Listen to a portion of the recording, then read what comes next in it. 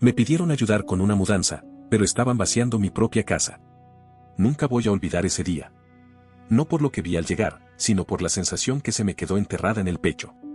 Me llamaron para ayudar con una mudanza. O eso creí. El mensaje me lo mandó mi hermana, Tatiana, por WhatsApp. Era corto, frío, sin emojis ni los puntos suspensivos que suele usar hasta para decir buenos días.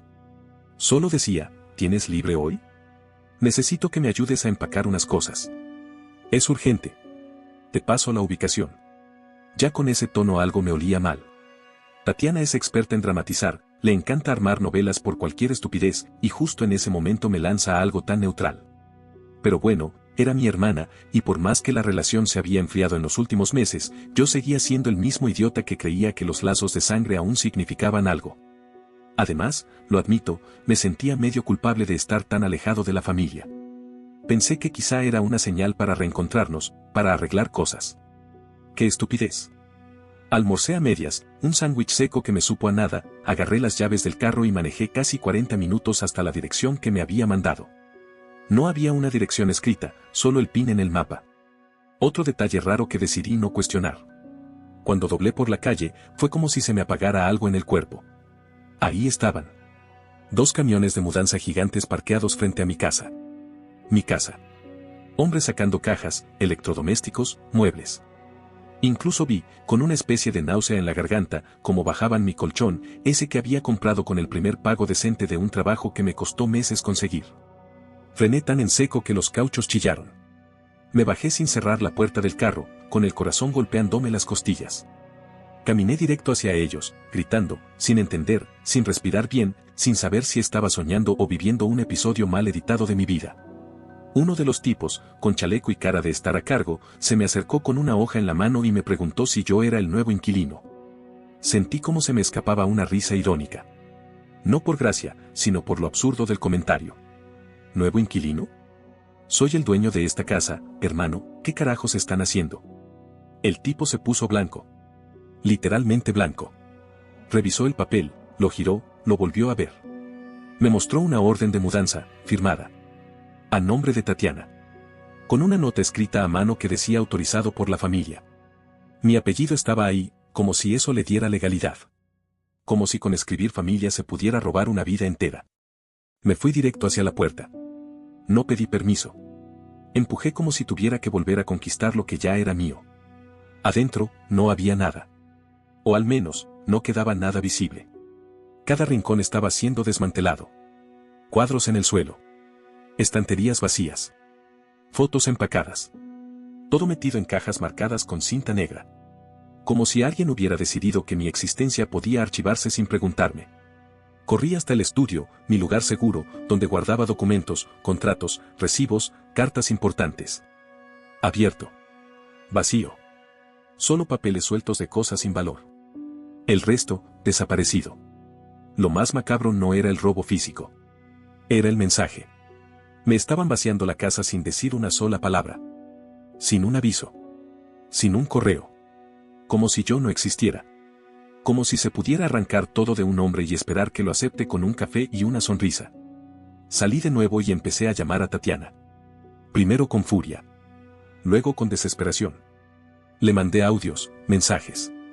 Grité en la calle su nombre, como si fuera a aparecer desde una esquina con una explicación mágica. No contestó. Hasta que, al cabo de varios intentos, me llegó una respuesta que todavía me revienta las entrañas, te lo explico más tarde. No armes show. Esa frase. Esa maldita frase. No armes show. Como si lo que estuviera pasando no fuera suficiente para hacer estallar a cualquiera. Como si yo fuera el ridículo por perder la calma frente a unos extraños que estaban cargando cada pedazo de mi vida a un camión. Esa fue la gota que rompió algo dentro de mí. No sé explicarlo, pero fue como si algo se partiera. Como si entendiera, por fin, que esto no era un error. No era un malentendido. Era una traición. Planificada. Ejecutada. Con nombres, firmas y complicidades. No lloré. No podía. Era tanto el enojo, tanto el asco, que solo podía quedarme ahí parado, como un imbécil, viendo cómo se llevaban todo, mientras trataba de contener el impulso de romperlo todo. Porque no era solo una casa. Era mi esfuerzo. Mi independencia. Mi orgullo. mis decisiones. Y lo habían tratado como basura. Como si no importara. Como si yo no importara.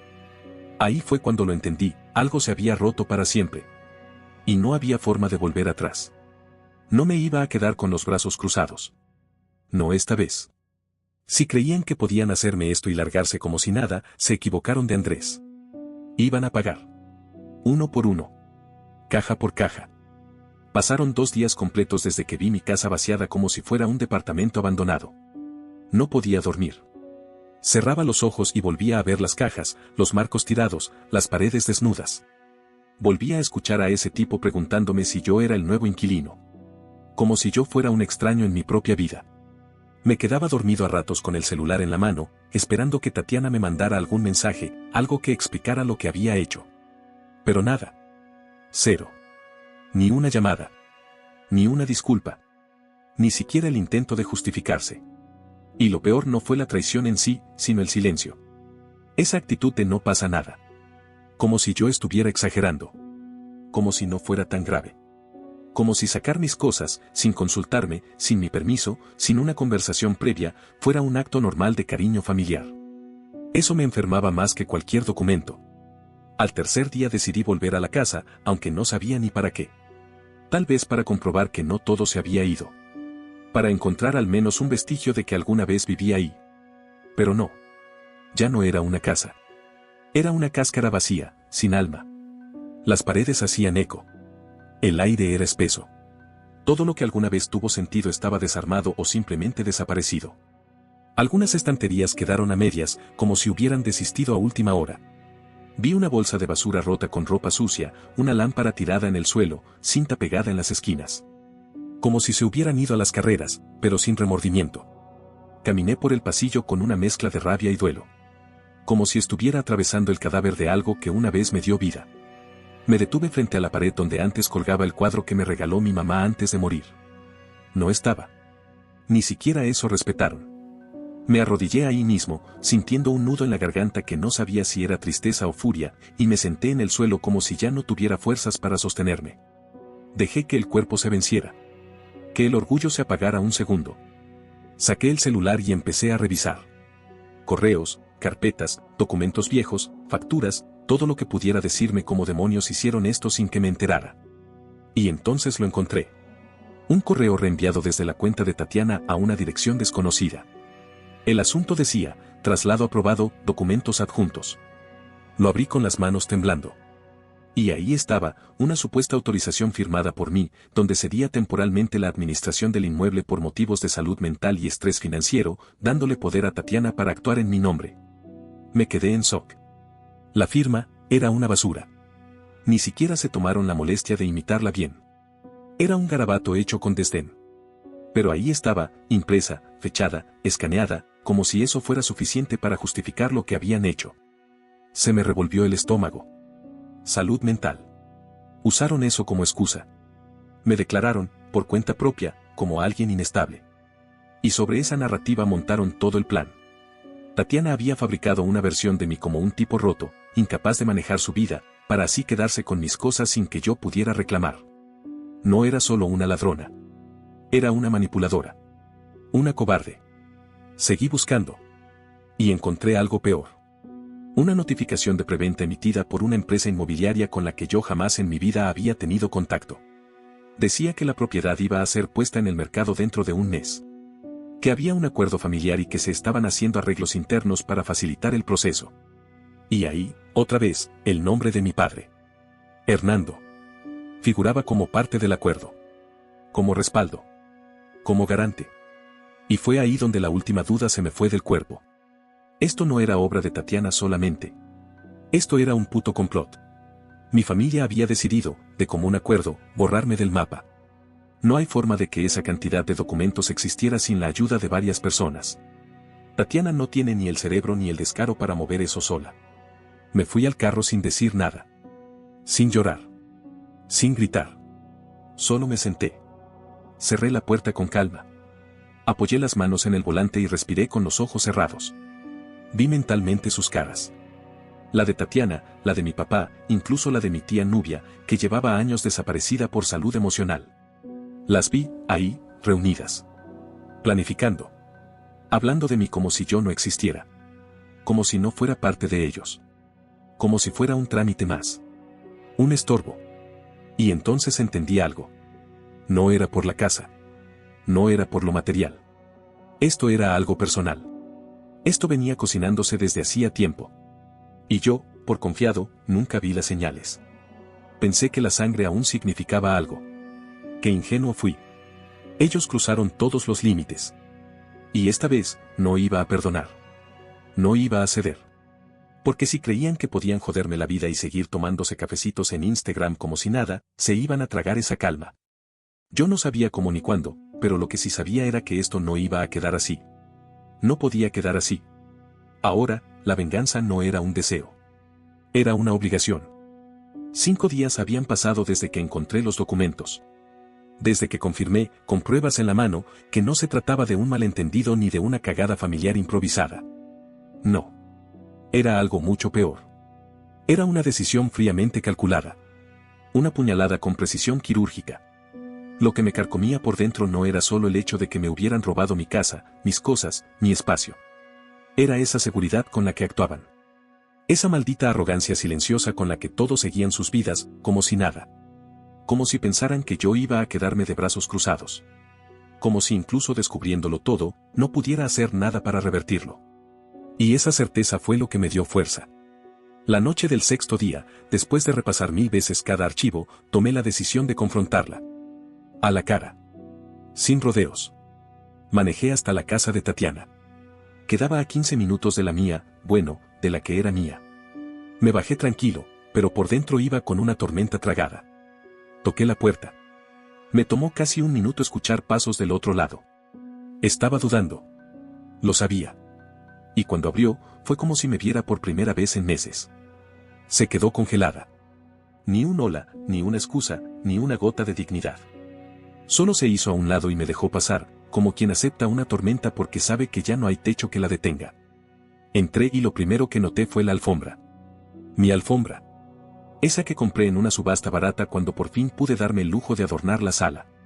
Ahí estaba, estirada en medio de su living como si siempre hubiera sido de ella. Mi lámpara de lectura también. Y en la chimenea, mi cuadro. Ese que pinté en la universidad con una mezcla de torpeza y orgullo. Lo señalé. La miré. Y le pregunté, con la voz contenida. ¿En serio pensaste que no iba a darme cuenta? Ella cruzó los brazos. Levantó la barbilla como si fuera ella la víctima.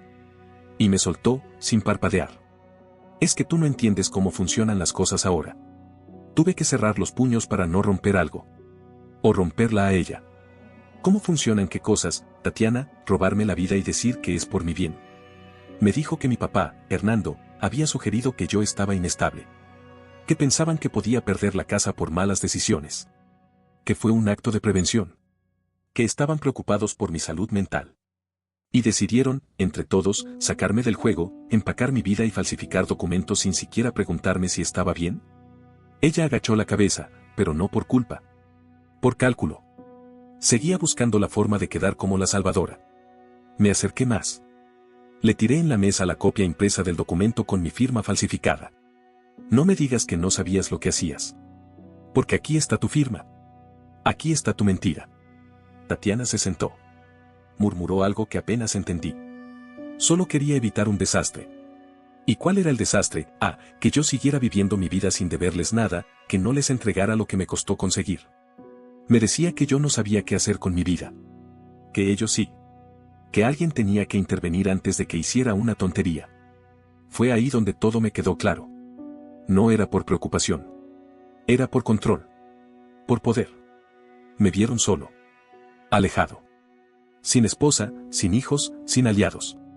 Y pensaron que podían borrarme, quedarse con lo mío y disfrazarlo de intervención familiar. Me paré en seco. La miré como se mira a un enemigo. Le dije que había cavado su propia tumba.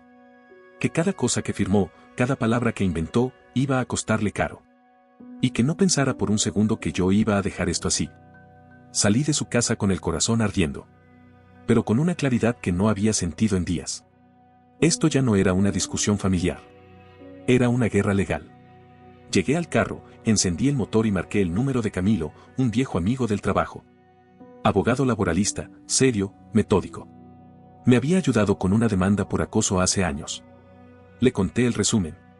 Me escuchó en silencio. Me dijo que le mandara todo. Todos los documentos, correos, capturas. Que si era como sonaba, lo que tenía en manos no era solo un caso viable. Era un caso fuerte. Contundente. Me pidió paciencia. Que no hiciera más llamadas. Que no amenazara a nadie. Que dejara que él se encargara de armar la jugada como se debe. Y así lo hice. Esa noche, dormí. Por fin. No por alivio, sino porque ahora tenía una estrategia. Ya no era solo un hombre traicionado. Era un hombre preparado. Ya no quería solo recuperar mi casa. Quería arrastrarlos a todos por el lodo en el que quisieron enterrarme. Pasaron un par de semanas desde esa conversación con Camilo, mi abogado, y durante ese tiempo me convertí en un francotirador. Cada paso que daba era medido, cada palabra que soltaba estaba pensada. Nada de impulsos. Nada de explosiones emocionales. Solo foco. Camilo fue claro, recolectar toda la evidencia posible, sin levantar sospechas. Así que me volqué al trabajo sucio. Revisé cada carpeta de mi correo, incluyendo el spam, los archivos en la nube, los respaldos automáticos. Y fue ahí donde confirmé que la mierda estaba cocinándose desde mucho antes de lo que imaginaba. Encontré una cadena de correos entre Tatiana y un asesor inmobiliario. Hablaban de la casa como si fuera un activo más. Como si yo no existiera. Decían que el propietario estaba renuente a vender por paranoia, que la situación era manejable, que pronto estaría resuelto. En uno de los mensajes, Tatiana incluso escribió: él no se va a dar cuenta hasta que sea demasiado tarde. Va a montar su show, pero ya no podrá hacer nada. Esa frase me prendió fuego en las venas. Ya no se trataba solo de lo que me quitaron. Se trataba de cómo me veían. Como un obstáculo. Un bulto con nombre que estorbaba su agenda. Fue en ese momento que lo decidí. No iba a ser una simple demanda. Iba a ser un escarmiento. Camilo y yo empezamos a armar la línea de tiempo. Día por día. Documento por documento. Testigo por testigo. Localizó al mismo tipo de la mudanza, Jonathan. Aquel que me había preguntado si yo era el nuevo inquilino. Al parecer, algo le había hecho ruido ese día, y no quería terminar embarrado legalmente. Así que aceptó dar una declaración formal. Jonathan confirmó que jamás recibió instrucciones mías. Que todo venía de Tatiana. Que incluso, cuando preguntó por qué el dueño no estaba presente, ella le dijo que yo estaba internado por un episodio emocional. Esa fue la palabra exacta, internado. Cada vez que recordaba esa escena, sentía la mandíbula apretarse. Habían usado mi salud mental como disfraz para desaparecerme. Como si fuera un loco incapaz de manejar su vida. Camilo, por su parte, mandó a hacer un peritaje grafológico. El resultado fue rotundo, la firma en los documentos no era mía. No coincidía en presión, inclinación, ni en cómo se escribía mi segundo nombre. Era una falsificación burda. Ni siquiera bien hecha. Y mientras tanto, me llegaban notificaciones. Descubrimos que en el registro de propiedad del condado, el trámite de cesión se había aprobado de forma anormalmente rápida. Lo que indicaba que alguien, desde adentro, había metido presión para que pasara sin muchas preguntas. La podredumbre era profunda. Y en medio de todo eso, mi familia seguía como si nada. Mi papá no me llamaba. Ni un solo mensaje. Como si ignorar el tema lo hiciera desaparecer. Algunos primos dejaron de responderme. Tatiana seguía publicando en redes como si viviera en una novela de canal barato. Fotos con frases tipo las decisiones difíciles también son actos de amor. En el fondo, mi vieja mesa de comedor, la misma que restauré en pandemia, ahora decorada con branches y flores artificiales. Una publicación incluso usaba la lámpara de mi estudio. Y la caption era una joya: las nuevas etapas comienzan con gratitud. ¡Qué descarada! ¡Qué asco! Pero no les dije nada. No reaccioné. Cada publicación, cada rastro, lo fui guardando como una bala más. Camilo estaba comprometido. Me dijo que este caso tenía potencial para algo más grande que una restitución. Que podríamos sentar un precedente. Empezamos a preparar una demanda civil por falsificación, fraude patrimonial y daño moral. Además de una denuncia penal por uso de documentos falsos y declaraciones juradas fraudulentas. Yo, por mi parte, seguí en silencio. Recolectando. Esperando. Que se sintieran cómodos. Que se sintieran impunes. Porque cuando llegara el momento, cuando recibieran la citación judicial, iba a ser como lanzarles una granada en la cara en medio de su fiesta de autocelebración. Y lo mejor era que seguían creyendo que yo era débil. Que me había resignado. No sabían que esa versión de mí, la que ellos pensaban que podían pisotear, ya estaba muerta. Y lo que quedaba, era otra cosa. Un mes. Un poco más, en realidad.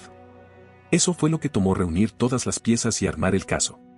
Y cuando por fin estuvo completo, me di cuenta de algo que ya había empezado a sospechar desde antes: lo que me hicieron no fue un acto aislado de codicia. Fue una conspiración. Un entramado familiar podrido, donde al menos 4 personas habían tomado parte activa en despojarme de mi casa, de mis bienes, y de algo más difícil de recuperar: mi nombre. Camilo, mi abogado, estaba tan impactado como yo. Me lo dijo claro, con los documentos frente a nosotros: esto ya no es un conflicto familiar, Andrés. Esto es una red de fraude organizada. Encontramos depósitos hechos desde una cuenta registrada a nombre de mi tía Nubia, la misma que llevaba años ausente de todo asunto familiar, supuestamente por temas de salud emocional. Pues resulta que no solo estaba al tanto de todo, sino que había firmado como garante ante la inmobiliaria que se encargaría de la venta. Había aportado dinero para mover trámites, como si fuera una inversión a futuro.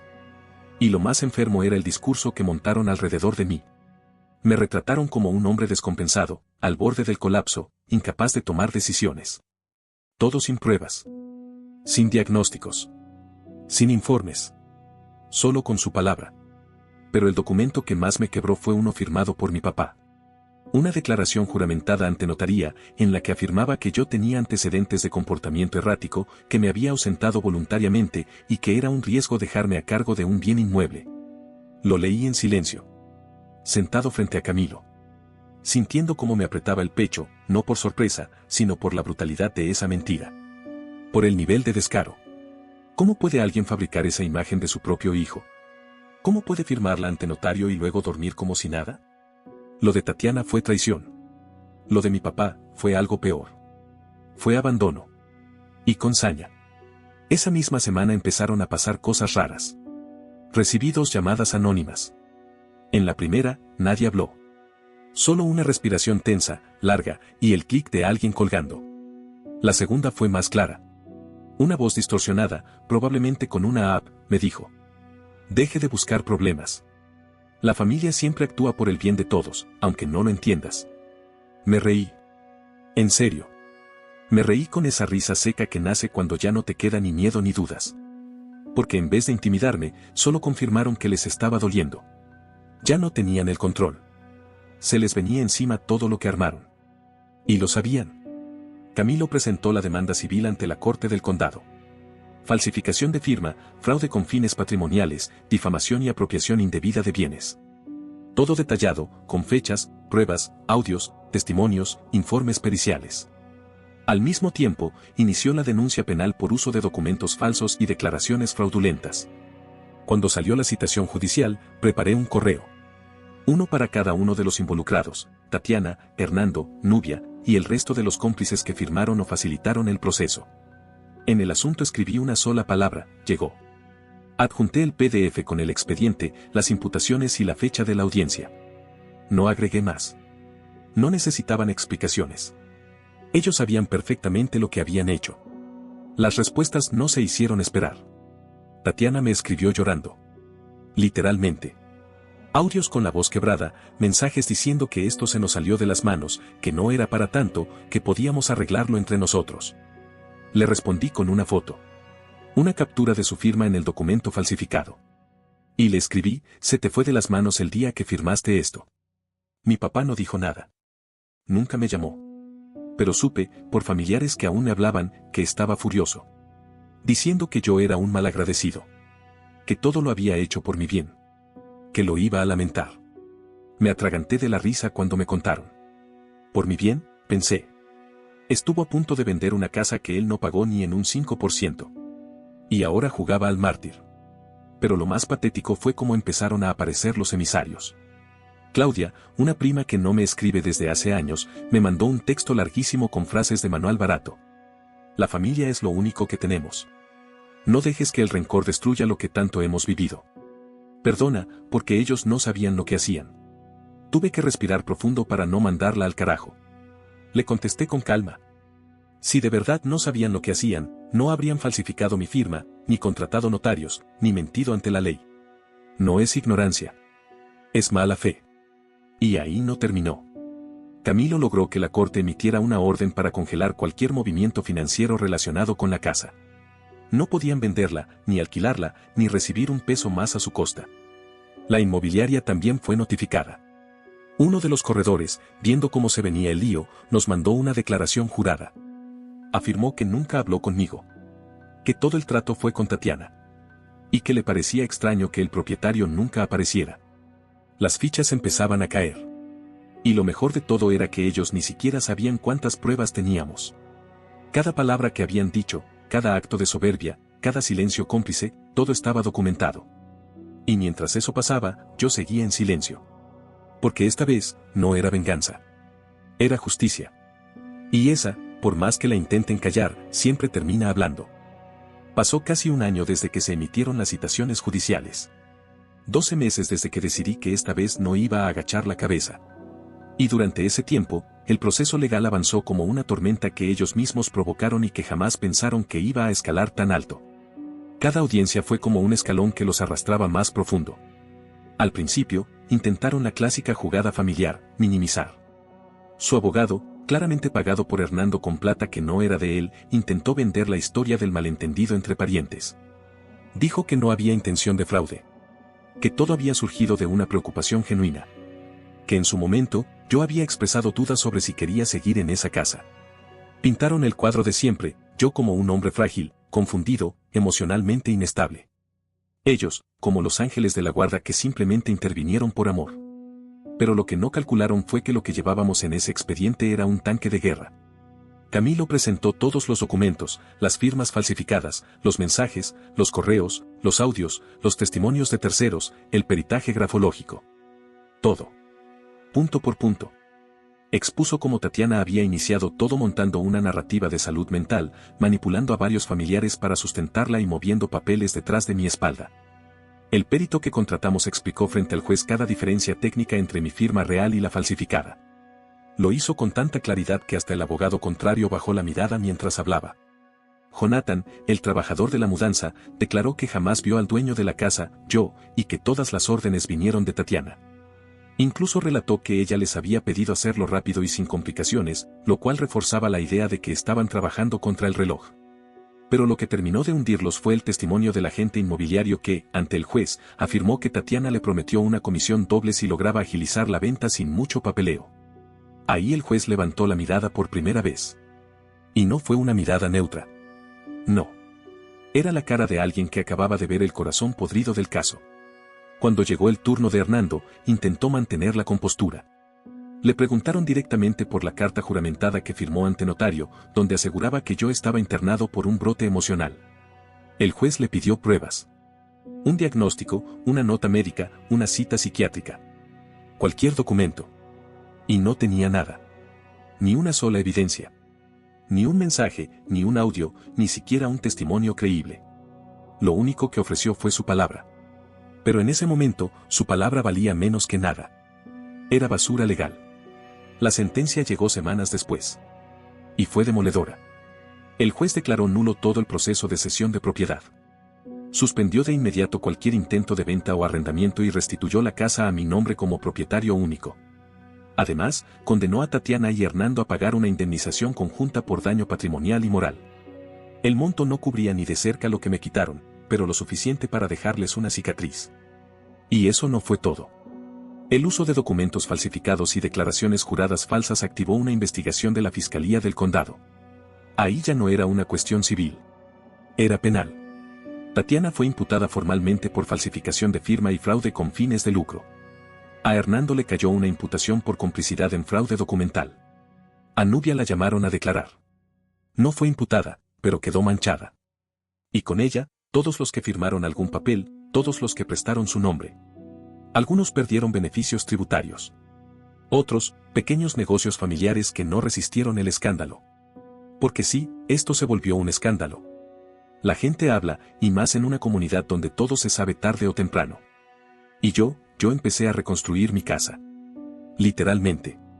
Había daño físico, sí, pero lo emocional pesaba más. Así que tomé parte de la indemnización y empecé a rehacer lo que me quitaron. Pinté las paredes. Cambié cerraduras. Instalé cámaras. No por paranoia, sino por dignidad. Me compré muebles nuevos. Reemplacé todo lo que no recuperé. Y me mandé a hacer un cuadro nuevo, casi idéntico al que me robaron y vendieron por Marketplace, como si fuera un pedazo más de lo que pensaban tirar. Lo colgué en el mismo lugar. No porque fuera igual, sino porque ahora representaba otra cosa, supervivencia. Con el tiempo, los que antes callaron empezaron a escribirme. Yo siempre estuve de tu lado, no sabía que era tan grave, perdona por no haberme metido. A todos les respondí lo mismo. No tengo espacio para medias lealtades. Quien calla, otorga. Y quien otorga, traiciona. Claudia, la prima de los discursos baratos, volvió a escribirme. Me pidió que considerara el castigo tan duro que le impuse a Tatiana. Que pensara en lo que siempre fuimos como familia. Le respondí con una sola frase. Cruel fue que me robara la vida y esperara que le aplaudiera por eso. A veces me preguntan si valió la pena. Si no hubiera sido más fácil empezar de cero en otro lado. Pero no. Porque si me hubiera callado, les habría enseñado que se puede destruir a alguien sin consecuencias. Y yo no vine a esta vida para ser el escalón de nadie. Lo que me quitaron, lo recuperé. Y lo que destruyeron, lo reconstruí. Pero lo más importante no fue eso.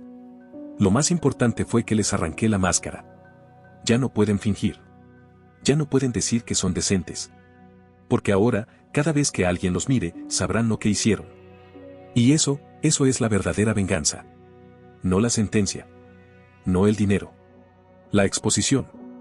Porque cuando uno cava un hueco para enterrar a otro, más le vale saber trepar. Ellos cavaron tan profundo que ya no pudieron salir. Y yo estuve ahí, viendo cómo se tragaban cada puñetera pala de tierra que me lanzaron. No olvides dejar tu opinión en los comentarios, dejar tu like y compartir este video.